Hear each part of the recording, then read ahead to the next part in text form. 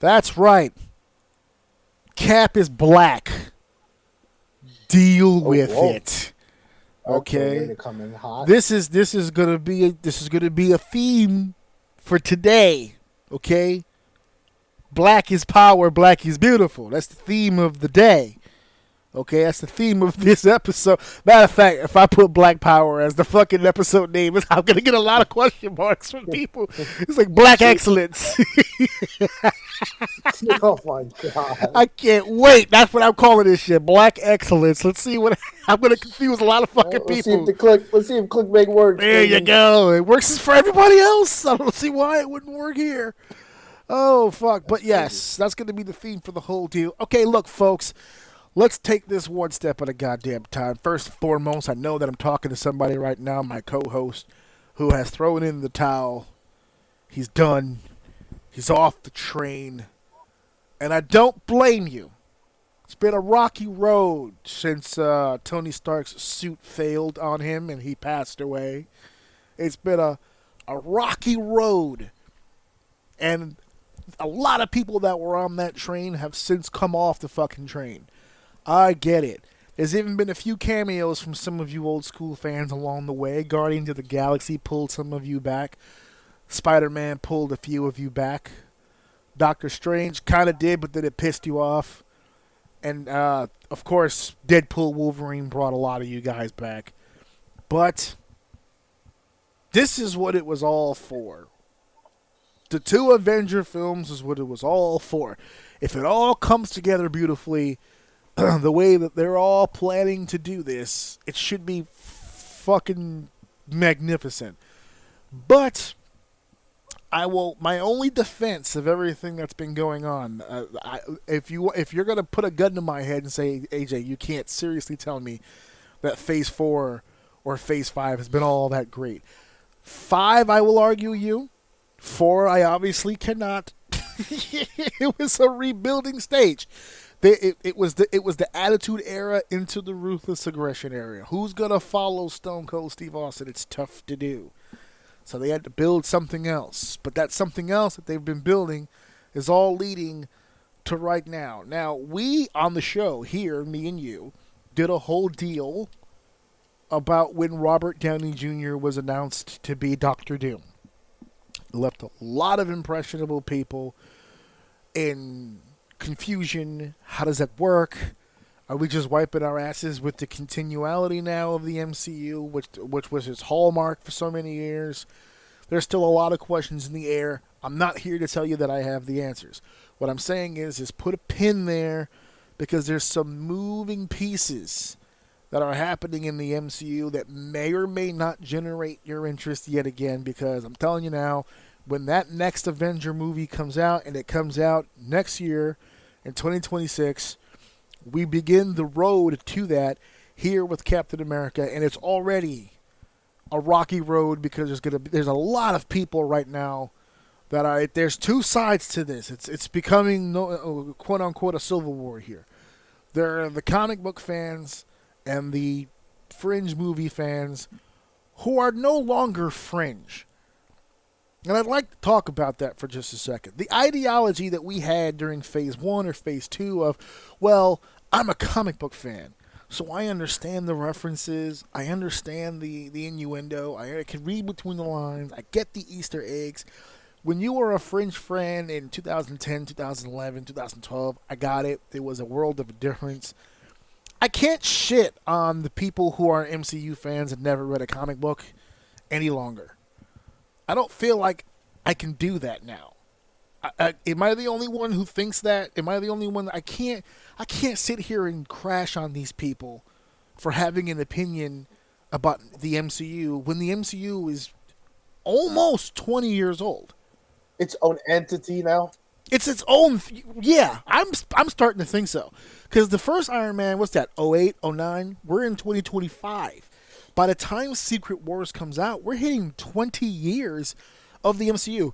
That is a whole generation of person who grew up watching these movies. And the point of the films, the draw, the piece of the puzzle that drew everybody in was its continuality. Its continuity is what made it fascinating and new and original, and the fact that all of the worlds kind of blend together in spite of the fact that each movie is written by somebody else, directed by somebody else, starring somebody else.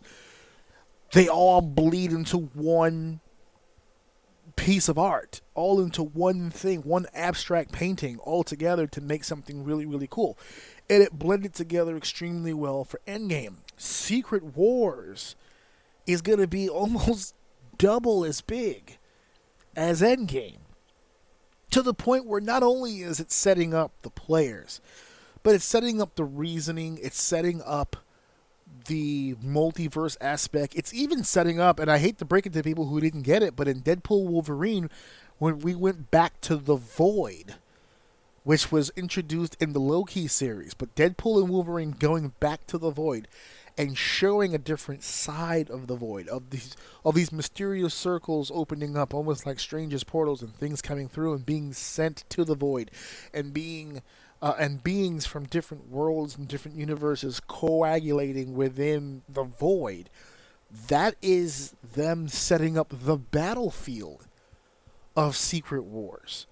This is going to be, out of the way that it's planned, it's going to be fucking out. You can't comprehend it. It's going to be so fucking crazy. But losing people along the way has been kind of the bad part of the process as well, because you're building all of these individual characters, and not all of these individual characters are going to be liked.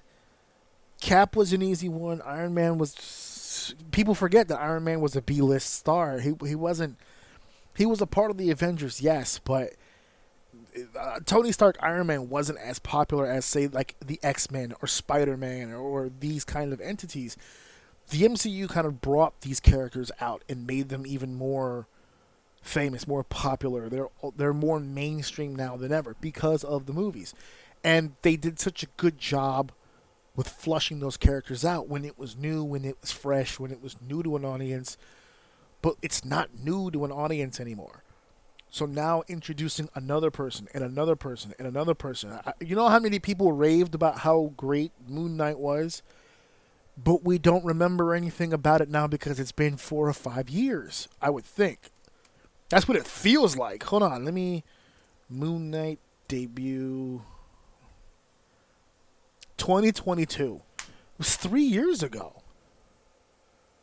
And it feels like it was 10 years ago. And now they're going to bring him back for the upcoming films, and I don't remember anything... I don't remember the MCU version of everything that was supposed to be happening with him. They did a Miss Marvel series, which they included in the movies, that didn't do well. We're not even going to get on the She-Hulk situation. It was what it was. But now we've got 3 movies coming out in 2025. Up first, on Valentine's Day weekend, it's going to be Captain America, Brave New World. And that comes out 2 weeks before my birthday, May 2nd, which is Steph's actual birthday, May 2nd. Is going to be the Thunderbolts, and then Fantastic Four in July. Cap is supposed to set up the premise of what's going to be the catalyst to this big war. If for no other reason, it's going to set us up for Doomsday. Thunderbolts is going to give us an opportunity to see a character that we have been clamoring for fucking forever, and how he plays into the larger role of what's about to go down. And the Fantastic Four is going to be the first MCU project not within the same realm as all the other MCU films. They're literally from an alternate universe, which opens up a whole other conversation about the Void and where this big battle is supposed to take place. We're introducing all new things with Fantastic Four. We're introducing some big ground players that are going to be in the Thunderbolts that we're going to need. A lot like we did for Infinity War, when we had Rhodey and we had Panther and we had Cap all on the ground doing their thing while everybody else was in space doing their thing. It's almost an identical setup to what Infinity and Endgame was, to what Doomsday and what Secret Wars is going to be. It's almost the same recipe. The problem is that people have eaten this meal once before. Okay? Like you, for instance, right? You're not as big on it as you used to be. What can you verbalize what it is that drove you away? Where was the loss of interest?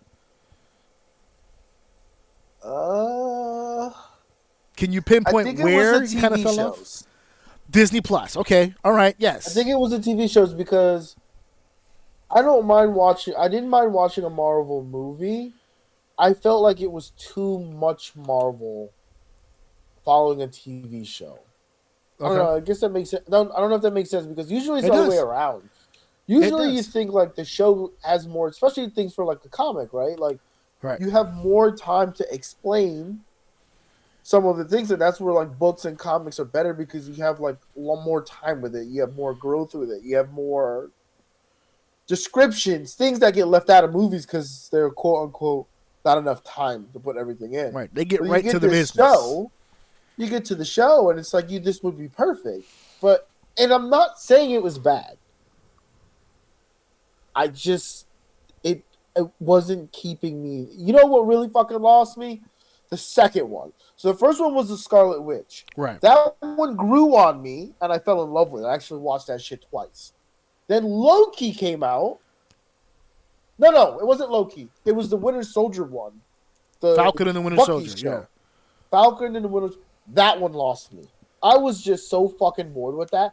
By the time Loki came out, which I believe was people say was really good, might have been.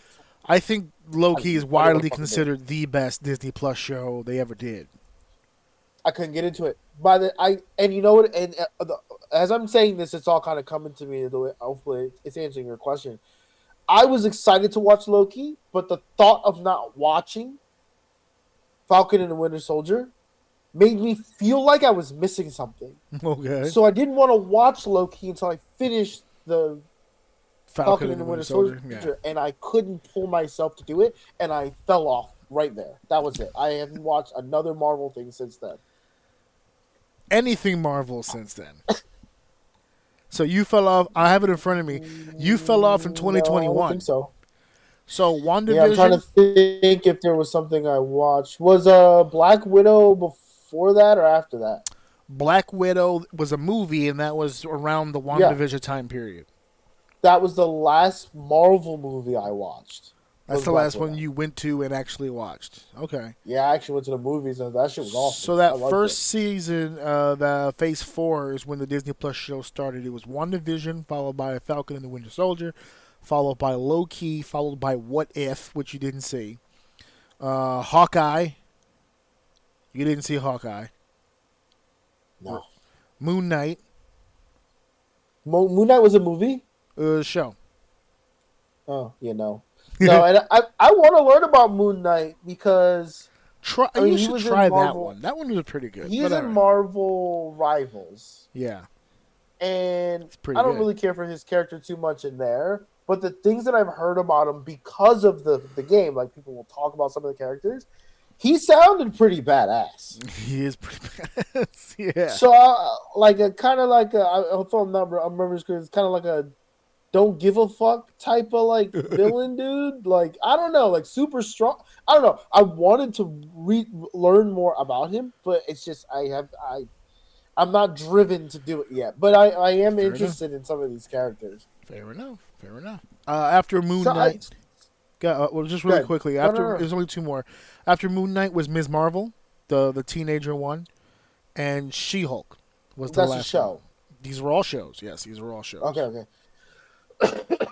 Yeah, okay. I'm looking at that season, the next season, and boy, let me tell you. Secret Invasion shit to bed. Low-key season 2 was dope.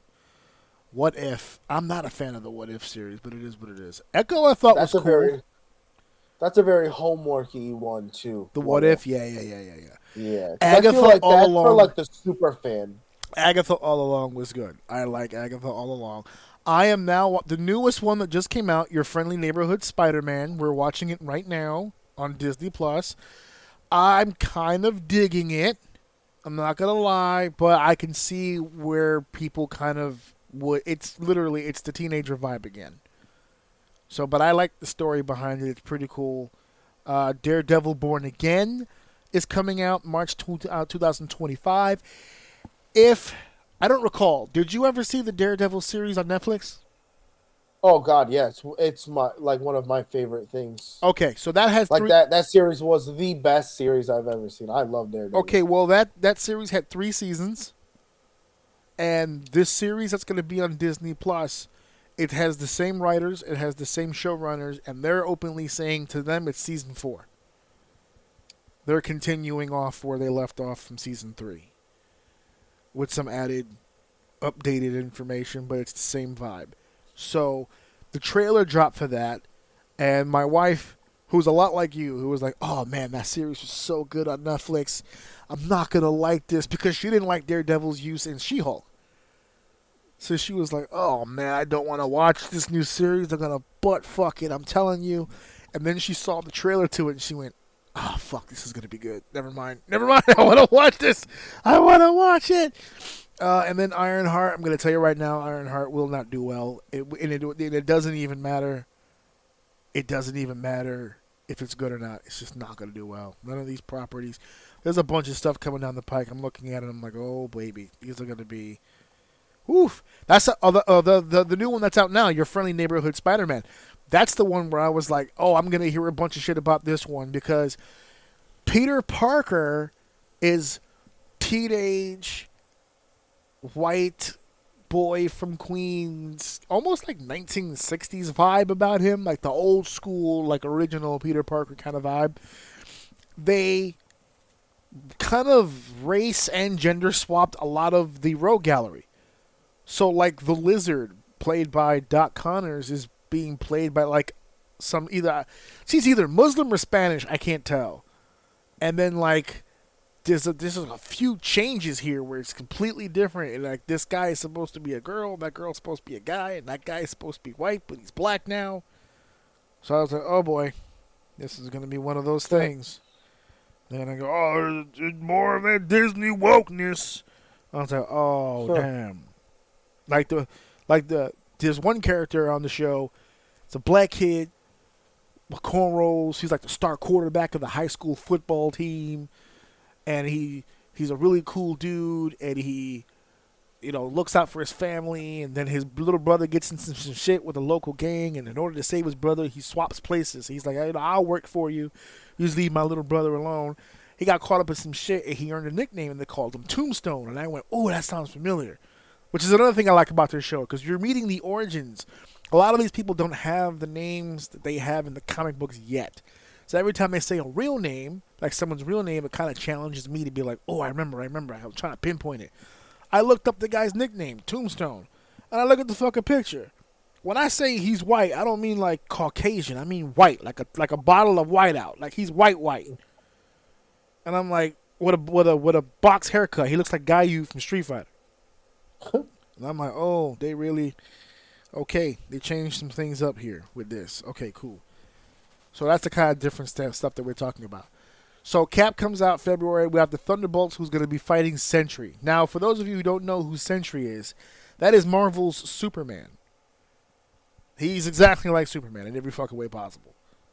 The strength, the invulnerability, the stamina, the speed, the durability, everything. He's Superman.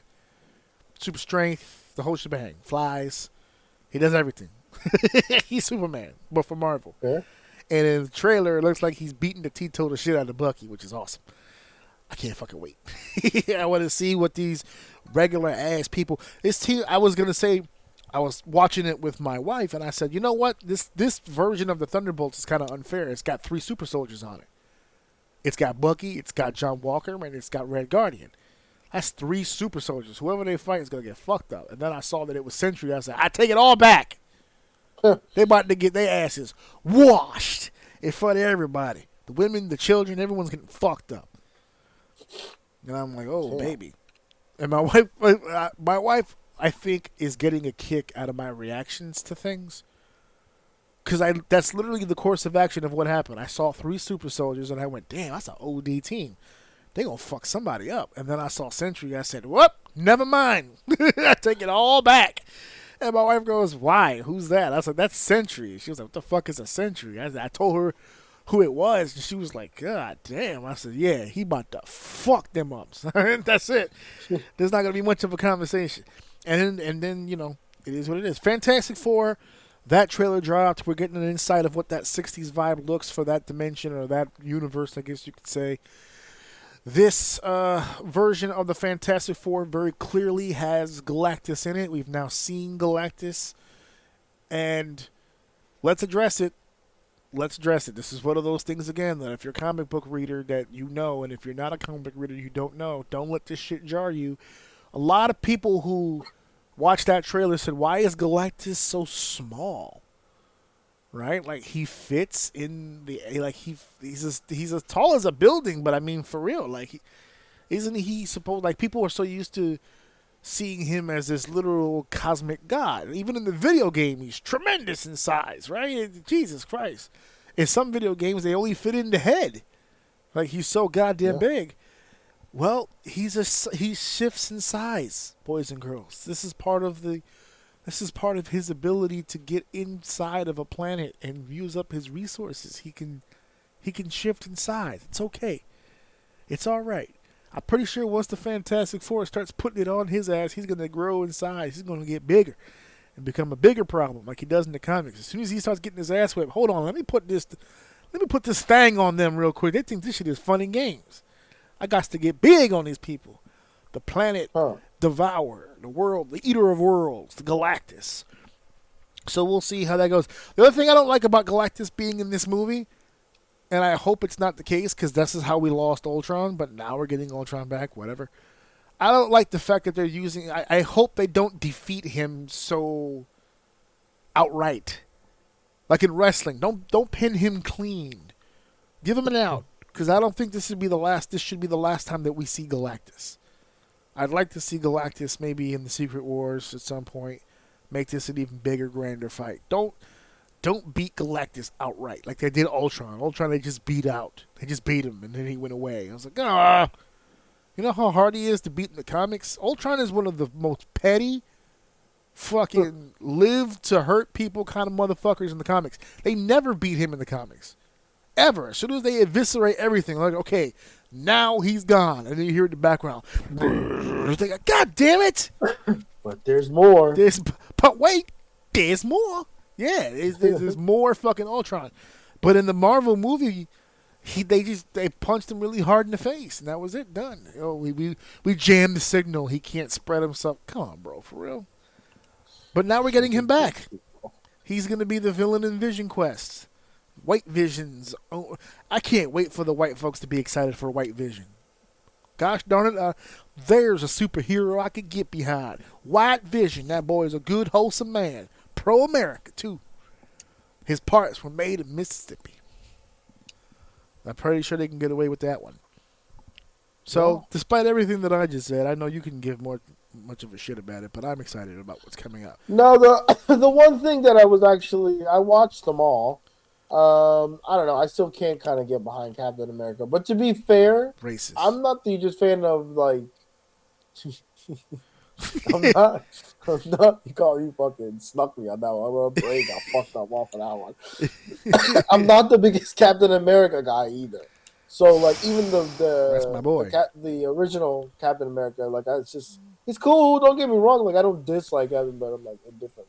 So, I'm not surprised that I don't really care too much about this. The Fantastic Four one, I just didn't like their outfits. The throwbacks? They just look janky. Four. I don't know. I didn't think they looked good. Like, they just didn't look good to me. I don't know.